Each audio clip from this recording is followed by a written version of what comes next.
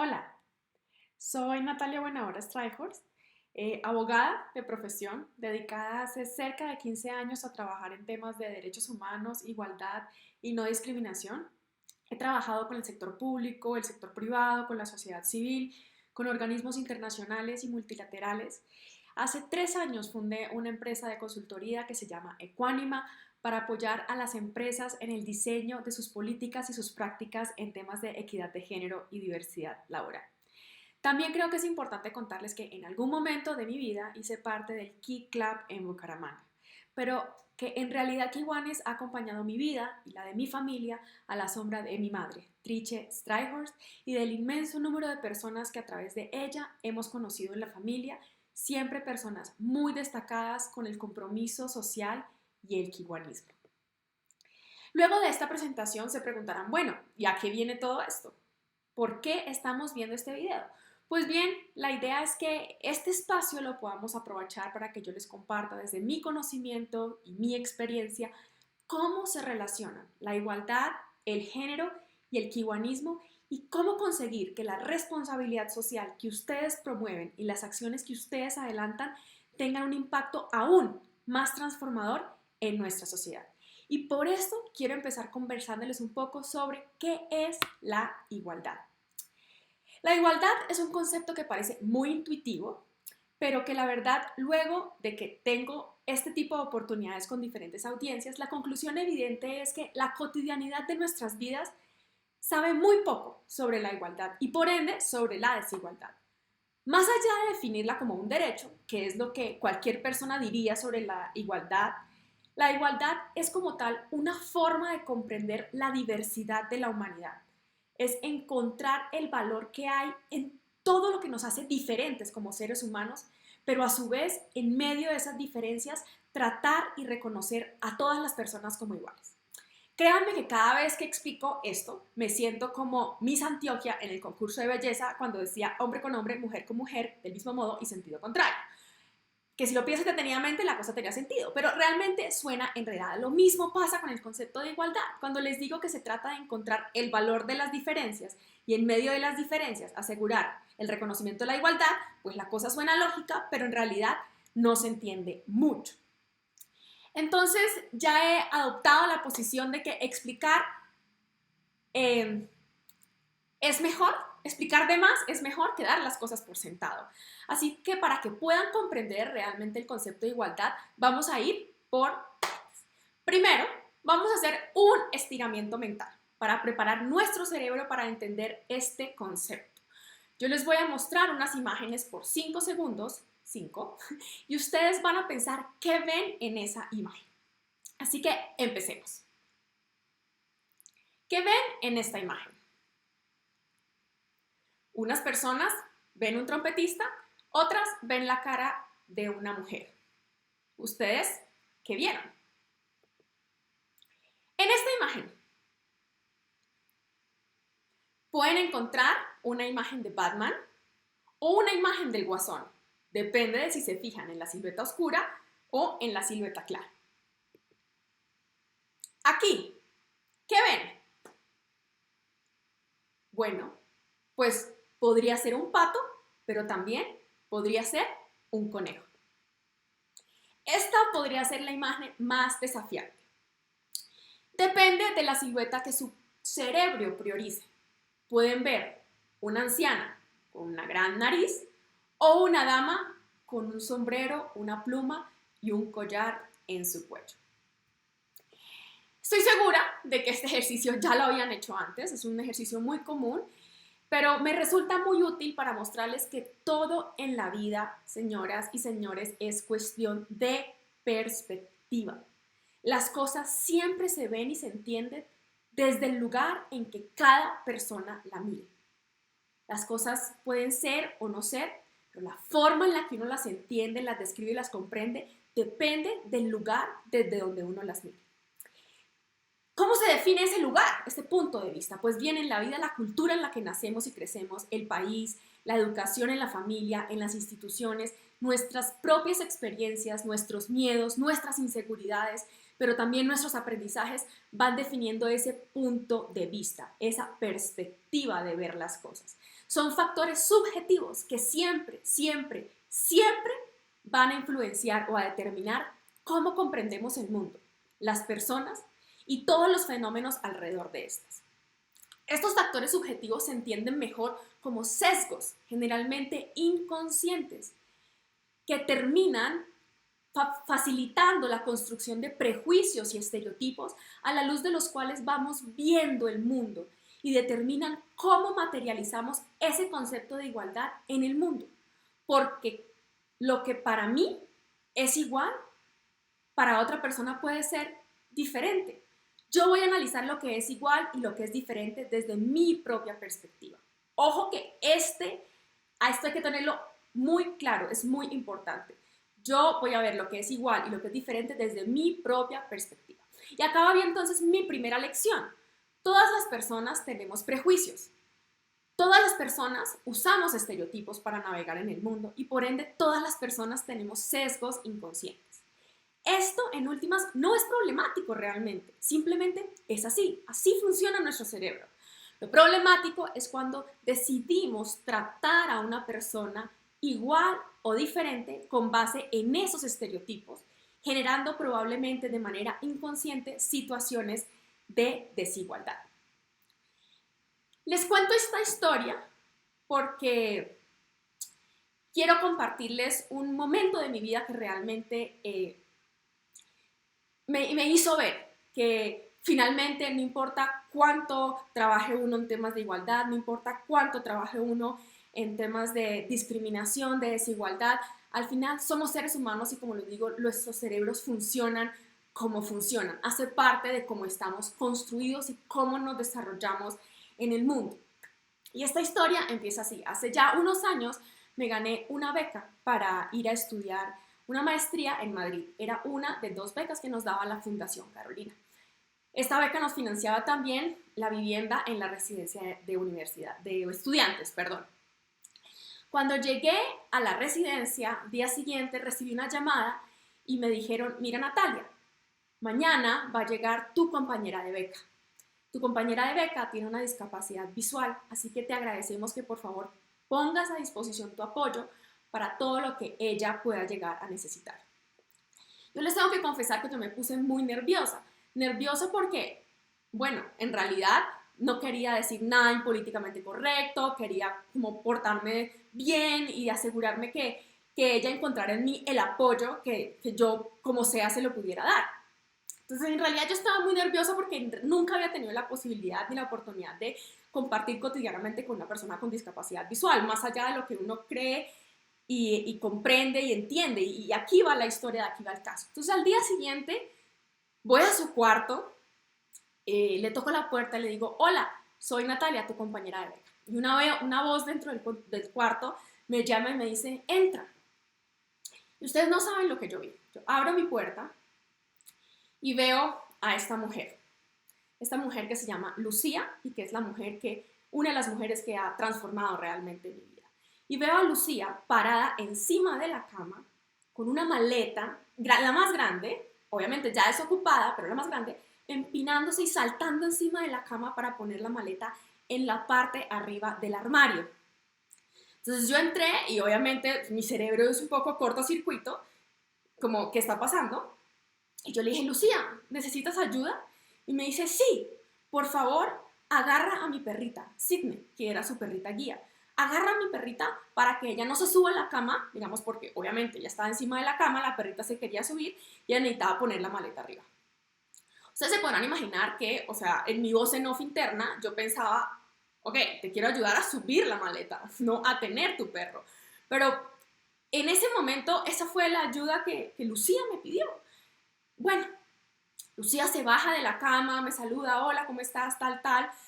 Le digo, mira, Lucía, listo, soy Natalia, tu compañera de beca, dime, ¿en qué más te puedo ayudar? Y Lucía me dice, ¿sabes qué? Sí, necesito una ayuda adicional. Yo me imaginé, no sé, salgamos y muéstrame la cafetería, tal, no sé, me imaginé como algo así.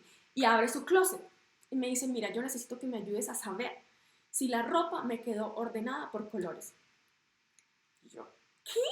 O sea, ese fue mi segundo momento de cortocircuito. Crea que mi cerebro hecho chispas.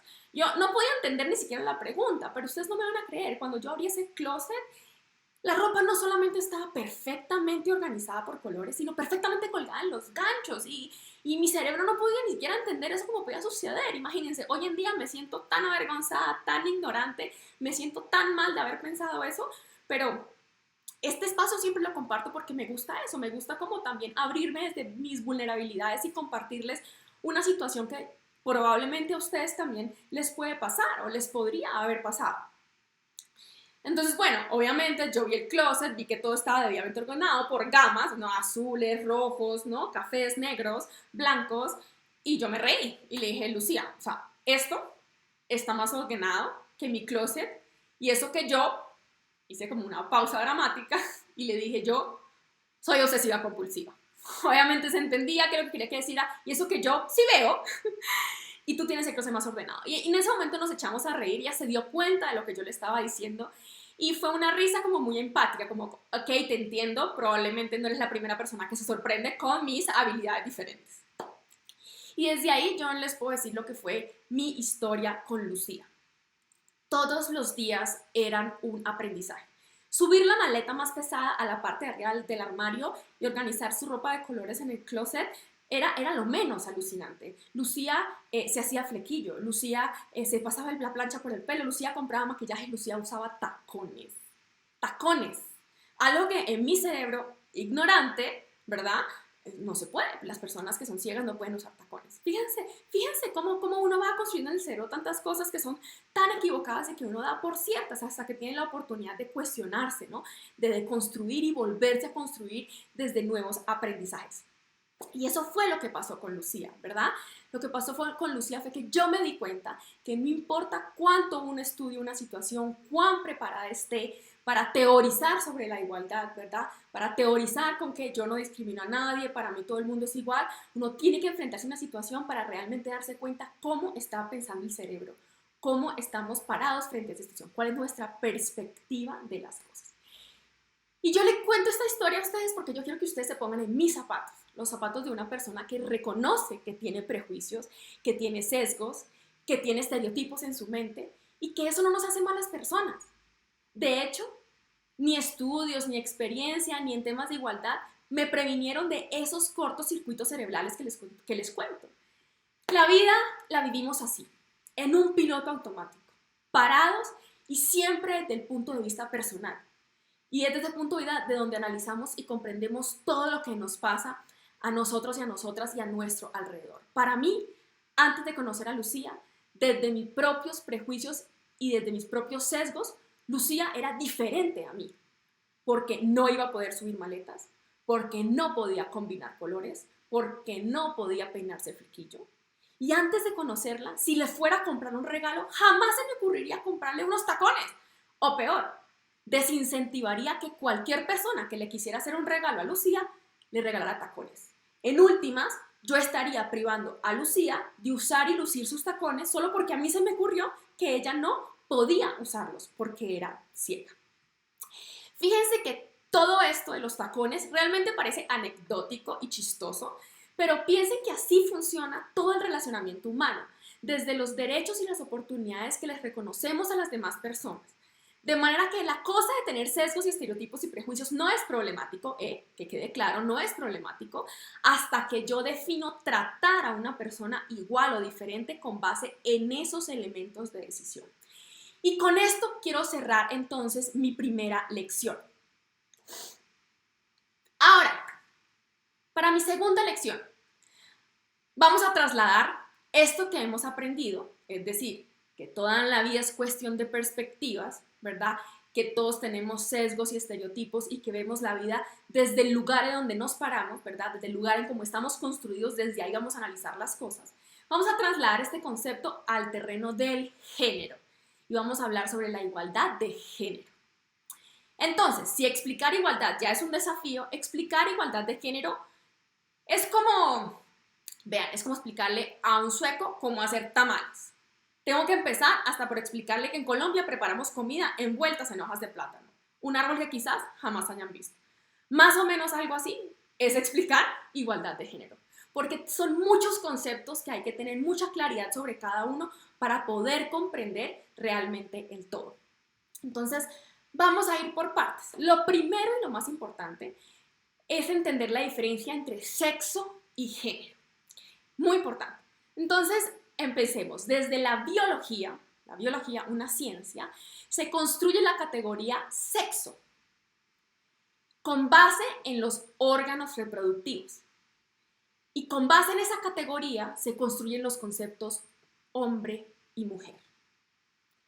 Eso es una escuela de la ciencia, de la biología, que está, como les digo, relacionada con los órganos sexuales reproductivos. Cuando una persona tiene un pene, se le denomina hombre. Cuando tiene una vagina, tiene mujer. Las personas que tienen ambos sexos indeterminados se les llama intersex. Esto es toda una corriente de la biología. Vámonos a otro lado diferente. Vamos a un concepto construido socialmente. Entonces vamos a pararnos ya no en el plano de la biología, sino de la cultura. La cultura es donde vivimos, lo que termina generándose cuando uno tiene una comunidad de personas y en su práctica cotidiana y en su vida y en su historia y en toda la forma en que se interrelacionan se van generando unos modos de ser y de hacer las cosas. Eso es la cultura, que por supuesto la cultura cambia en la historia, cambia geográficamente, ¿verdad? Entonces, esa cultura establece lo que se llaman normas sociales. ¿Y qué son normas sociales? Pues simplemente es establecer en esta cultura qué vamos a esperar de las personas, ¿verdad? ¿Qué esperamos que una persona haga? ¿Qué esperamos que una persona no haga? ¿Qué vamos a alentar? ¿Qué vamos a sancionar? Esas son las normas sociales. Entonces, hay unas normas sociales que tienen que ver con el género. ¿Qué quiere decir esto?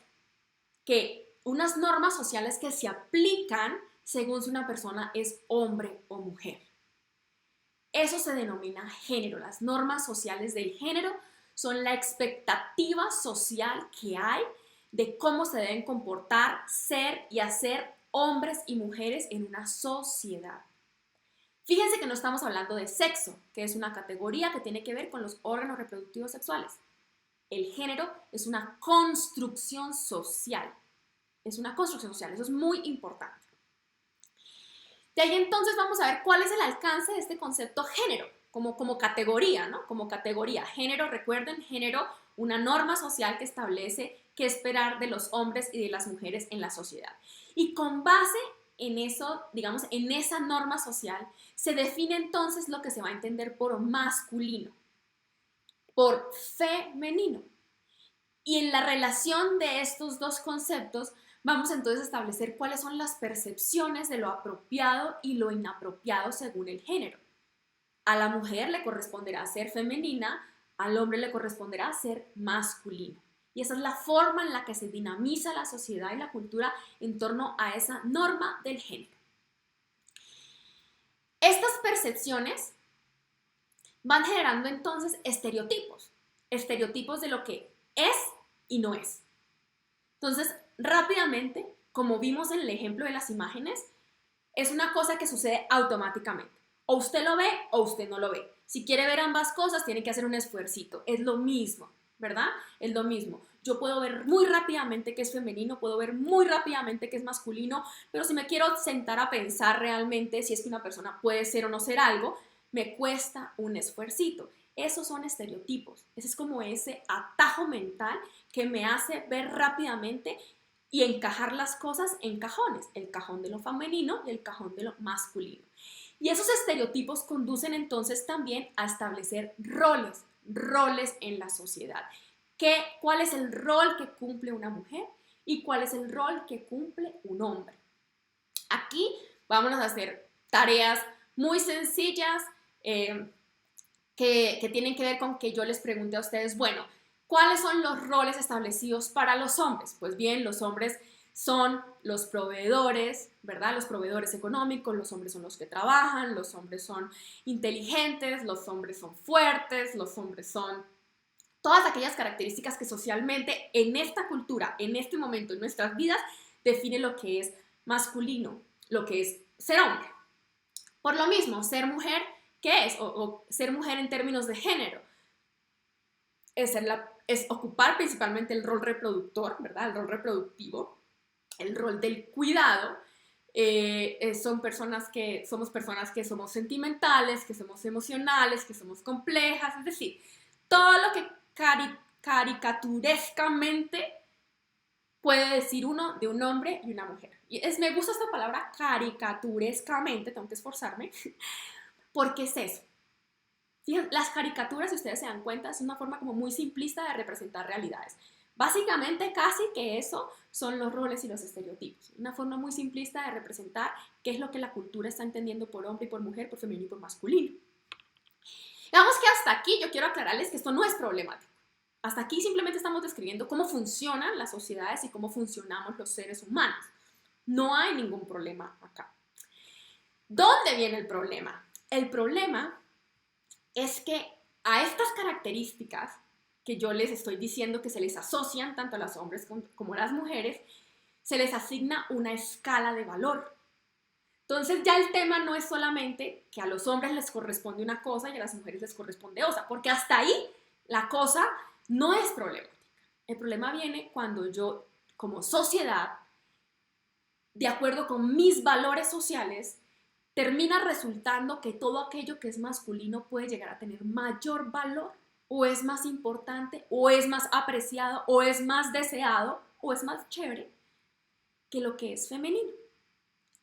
Yo sé que cuando yo les digo esto, ustedes van a decir, no, eso no es así, eso no es cierto. Claro, o sea, lo que les digo, recuerden el ejemplo de las imágenes. Una cosa es el pensamiento automático y otra cosa es el esfuercito. Entonces, en mi pensamiento automático las cosas son así como yo les digo. Es mejor ser fuerte y no débil. Es mejor ser inteligente y racional que no emocional. En el piloto automático en el que pensamos, ¿verdad? Obviamente si nos sentamos y decantamos nos damos cuenta que esto es una falacia, que no es cierto y que cada cosa tiene un valor diferente dependiendo de la situación en la que se requiera una competencia, una característica, etc.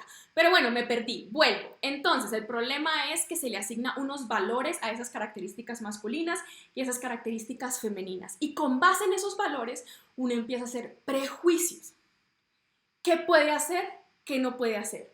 Y esto está bien y esto está mal para esa persona, ¿verdad?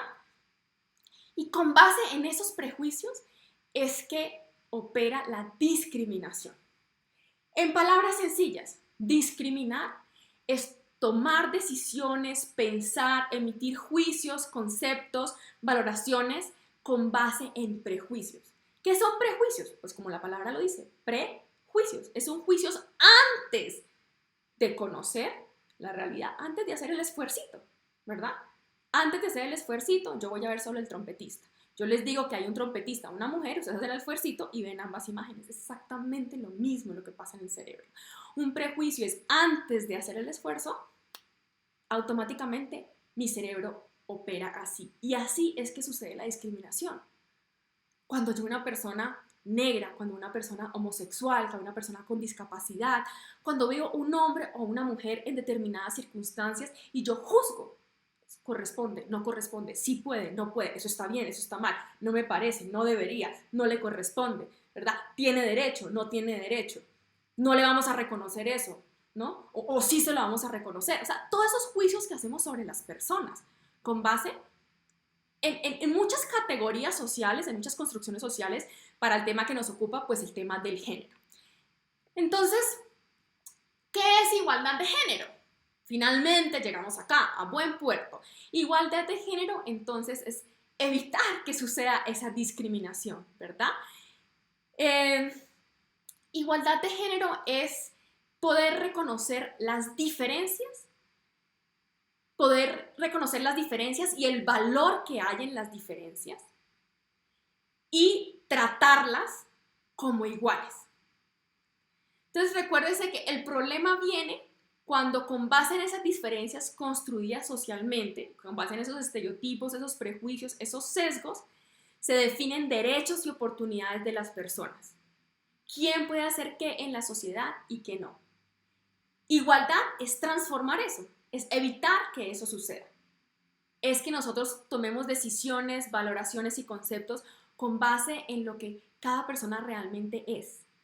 Y es que en el fondo, todas las personas, en el fondo no, también por encima, somos iguales. Somos iguales. Ese es el concepto de igualdad de género, que hasta acá hemos explicado las partes, llegamos al concepto de igualdad de género como todo. Quiero hacerles entonces ya unos ejemplos más concretos para poder ir afinando el concepto. Quiero compartirles unas estadísticas, porque si vamos a hablar de igualdad de género, tenemos que hablar necesariamente de desigualdad de género, ¿verdad? Entonces, fíjense, en el mundo, 1 de cada 3 mujeres es víctima de violencia sexual. Las mujeres gastan 7 horas con 14 minutos en tareas del cuidado, mientras que los hombres gastan 3 horas y 25 minutos. Es casi 2 veces, un poco más, el tiempo que gastan las mujeres, que gastan los hombres en las tareas del cuidado. Y esto parece como así nomás, simplemente una estadística, pero piensen que ese tiempo que no tiene disponible la mujer por estar haciendo tareas de cuidado y que sí tiene disponible el hombre, porque no tiene asociadas o no está dentro de sus responsabilidades asumir esas tareas del cuidado, el hombre utiliza ese tiempo en otras cosas. ¿En qué? En estudiar, en trabajar. Y eso va generando cíclicamente y de manera como en una espiral, muchas otras discriminaciones y muchas otras situaciones de desigualdad. Pero bueno, por ahora el dato del uso del tiempo. Las mujeres tienen mucha menor disponibilidad de tiempo que los hombres porque la invierten mayoritariamente en tareas del cuidado. Por cada 100 pesos que gana un hombre a nivel global, digamos una estadística mundial, una mujer gana 87.1 pesos. Imagínense estas diferencias. Ahora veamos estadísticas de niñas. En relación con las niñas, esta estadística de la violencia sexual, 1 de cada 3 mujeres sufre violencia sexual. En el caso de las niñas, es 6 de cada 10 niñas sufren violencia sexual. Para las niñas, adolescentes entre 15 y 19 años, 1 de cada 3 ha sido forzada a contraer matrimonio. Y en términos de educación, 1 de cada 3 niñas no ha ido a la escuela en relación con 1 de cada 10 niños en el mundo. Entonces, las principales razones para que se dé esta situación de desigualdad son justamente esos estereotipos y esos sesgos de géneros que impiden tratar a los hombres y a las mujeres en igualdad de condiciones. Igualdad de género es entonces reconocer en qué somos iguales hombres y mujeres y en eso recibir un trato igualitario, pero también reconocer en qué somos diferentes y en ese caso recibir un tratamiento diferenciado cuando ello contribuya a balancear las desigualdades. Miren, la desigualdad no le conviene a nadie. La desigualdad de género no es solo un tema de mujeres. La desigualdad de género no le conviene a nadie, no le conviene tampoco a los hombres. Si ustedes se dan cuenta, este tema de los roles y los estereotipos no es una etiqueta que solamente se le aplica a las mujeres, también se le aplica a los hombres. Entonces, aquel hombre que quiere ejercer su rol de paternidad, aquel hombre que quiere expresar sus emociones o aquel hombre que quiere hacer cualquier cosa que no esté dentro de la categoría de lo masculino, va a ser un hombre que también va a ser sancionado entre la sociedad. Entonces, la desigualdad no le conviene a nadie. Créanme que también la desigualdad lo único que hace es reforzar situaciones que no permiten que la sociedad evolucione, que desarrolle, que crezca global y sosteniblemente. Lo triste de la desigualdad de género es que está muy arraigada en nuestro inconsciente. Yo sé que todos ustedes ahorita, yo les cuento esas estadísticas, ustedes dicen, no, pero bueno, eso sucederá, no sé, en África, porque aquí no es. Bueno, es una estadística que sí es global, digamos, país a país podrían variar, pero lo que ustedes no saben es que, como les decía al principio, todas estas discriminaciones y esta forma en que las estadísticas revelan las desigualdades son en el fondo la operación de esos sesgos inconscientes y esos estereotipos, digamos, operando en el mundo, en el interrelacionamiento humano, en la forma en que nos relacionamos en las sociedades. Así opera la desigualdad de una manera muy inconsciente. Entonces, para un poco mostrarles esta inconsciencia de la que les hablo, he traído para ustedes un acertijo. Este es el acertijo que les traigo.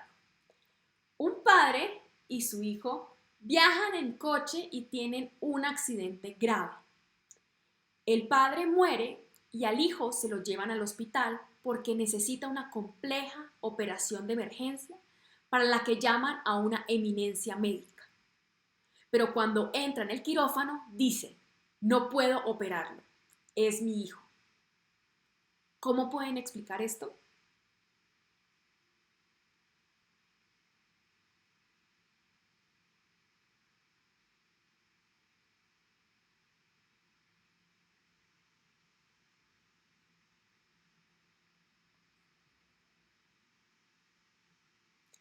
Pues bien, en ese acertijo, en ese experimento social que se hizo con ese acertijo, las personas, y no sé si les pasó a ustedes, pero las personas se esforzaban por tratar de explicar cómo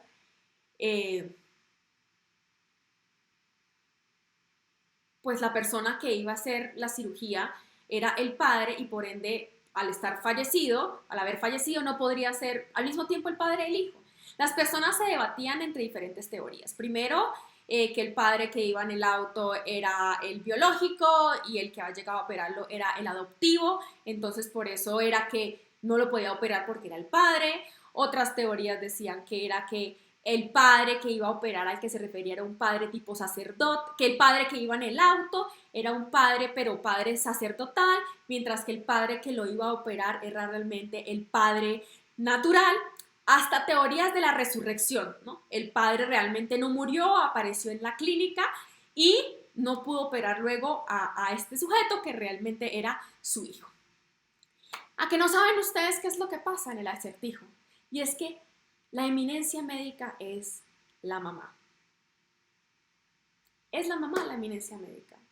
En ninguna parte el acertijo decía que vino un doctor o que vino un hombre. Decía que vino una eminencia médica. Pero nuestros cerebros son tan automáticos como el ejercicio que les mostré en las imágenes. Es tan rápido que sucede todo que eminencia médica es igual a hombre. Y porque es igual a hombre, estamos tratando de buscar explicaciones de cómo el padre que murió es también el padre que va a operar al hijo. Ahí está el truco. Esas son las trampas que nos juega el cerebro a partir de los estereotipos de géneros que todos tenemos en nuestra cabeza. Entonces, si la lección número 1 era que todo en la vida es cuestión de perspectivas y que todos vemos el mundo a través de nuestro propio prisma, y la lección número 2 es entonces que ser mujer y ser hombre, ser niña y ser niño en una sociedad y la definición de sus derechos y de oportunidades es también una cuestión de perspectiva cultural, con la que se han modelado las categorías de género. Les repito, ser hombre y ser mujer, ser niño o ser niña en una sociedad y cómo se definen sus derechos y sus oportunidades es también una cuestión de perspectiva cultural con la cual se han modelado las categorías de género. Y de ahí salto entonces de una vez a la lección número 3, y es que si vivimos en nuestro piloto automático, reforzando construcciones culturales que no permiten que hombres y mujeres, niños y niñas, gocemos de los mismos derechos y tengamos las mismas oportunidades en todos los ámbitos de la vida, pues, mis queridos y queridas, muy probablemente vamos a ser actores sociales que andamos por el mundo afianzando esas relaciones de desigualdad. No nos vamos a dar cuenta. Vamos a ver solo el trompetista o solo la mujer, solo el pato o solo el conejo, o solo la dama o solo la anciana. Recuerden, hay que hacer un esfuercito. Cuando yo les digo, si ven una cosa o ven otra, ustedes ya, sí, ya sé, es igualito, es igualito. Si vivimos en piloto automático, vamos a andar por el mundo sin darnos cuenta que estamos afianzando esos estereotipos, esos roles, esos prejuicios que terminan afianzando las relaciones de desigualdad. Pero bueno, finalmente llegamos acá, de por Dios, por fin. ¿Por qué esto es importante para el kiwanismo? Imagínense, no sé ni cuánto tiempo llevamos ya, pero llegamos por fin a este punto. por qué esto es importante para ustedes, para lo que ustedes hacen, para lo que ustedes practican. Sabrán ustedes más que yo que ser kiwanis, más que un activismo social, es una filosofía de vida, ¿verdad?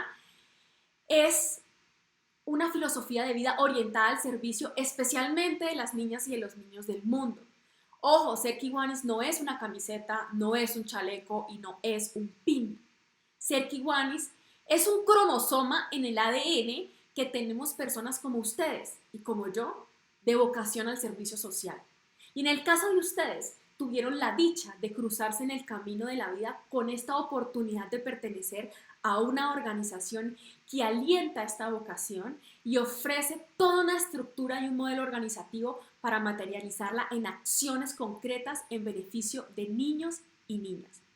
De modo que el kiwanismo debe avanzar al tiempo que avanzan los movimientos sociales, los espacios de reivindicación y de reconocimiento, y por eso el tema de la igualdad y de la igualdad de género y de la desigualdad, pues no puede ser un tema que a ustedes les sea ajeno.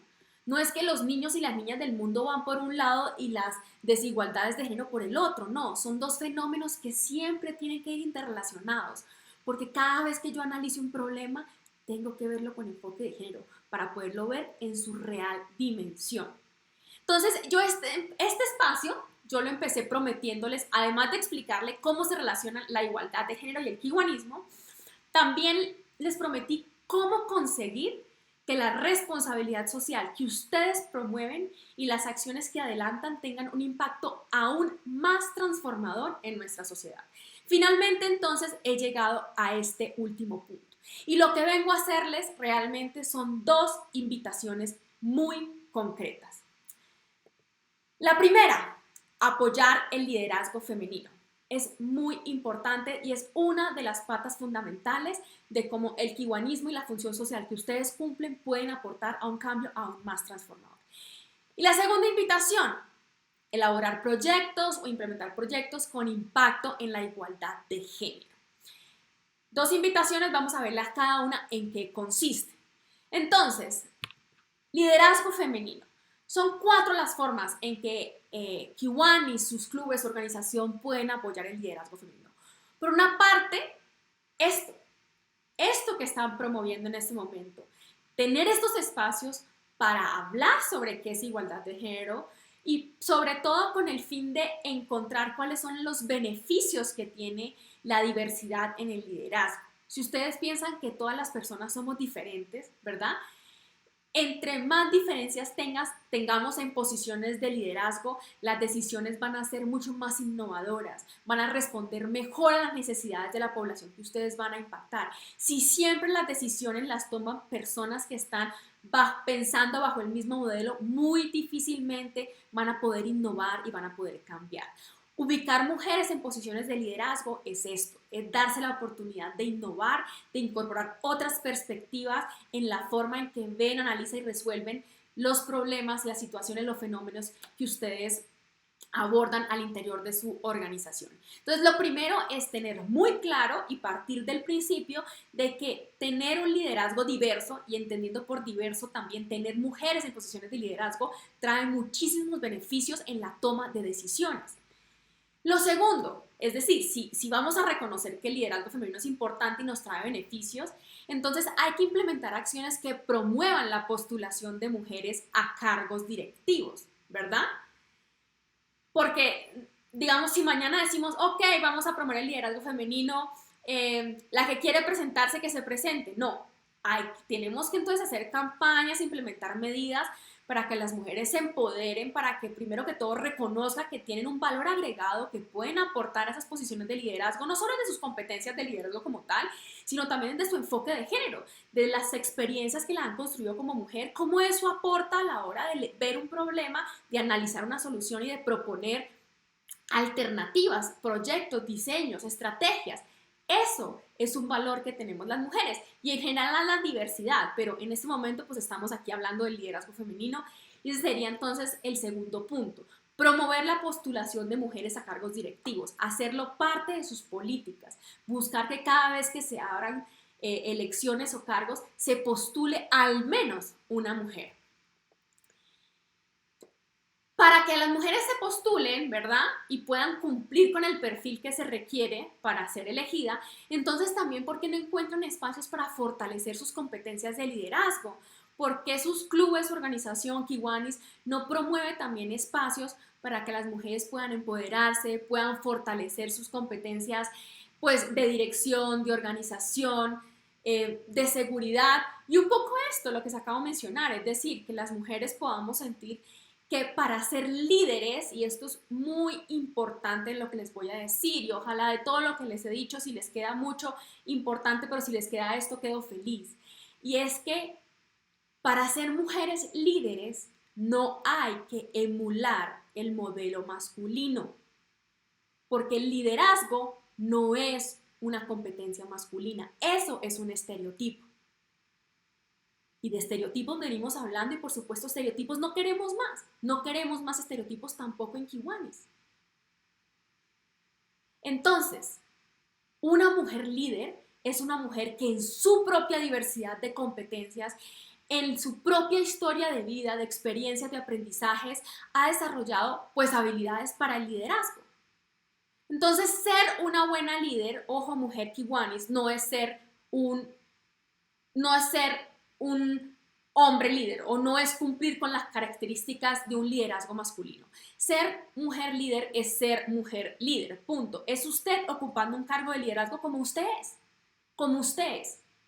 Si usted en su casa, en sus relaciones personales, en sus relaciones profesionales promueve, no sé, la resolución de conflictos, si es una persona empática, si es una persona que busca la conciliación de puntos de vista, bueno, ¿por qué no aporta esas características al liderazgo femenino, a su organización?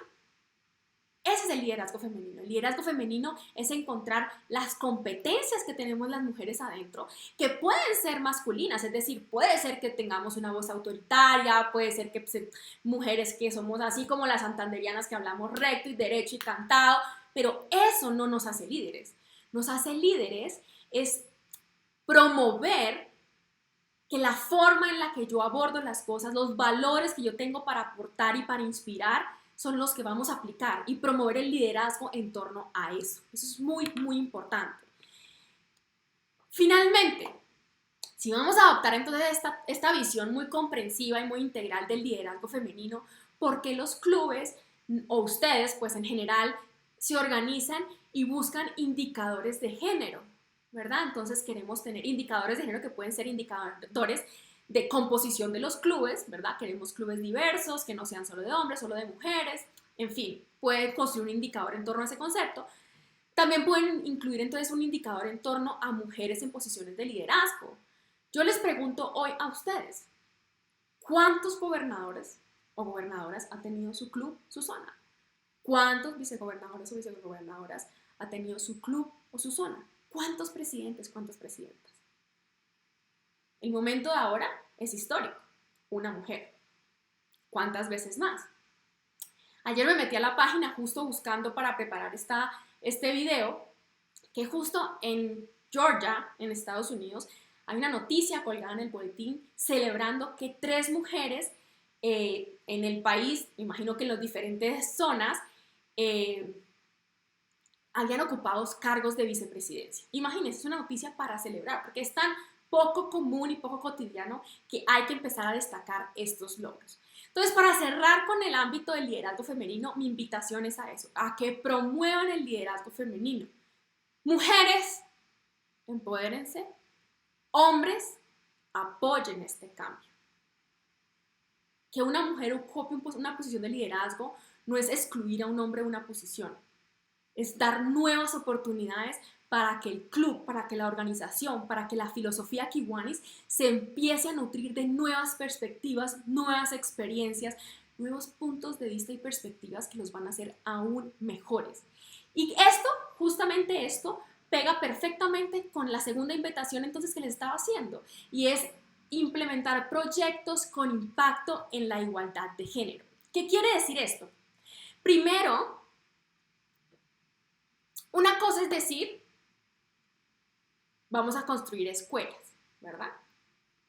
Y otra cosa es, entonces uno puede decir, uno puede medir el impacto de implementar una escuela en, ok, tantos niños entendidos como niños y niñas, ahora tienen acceso a la educación.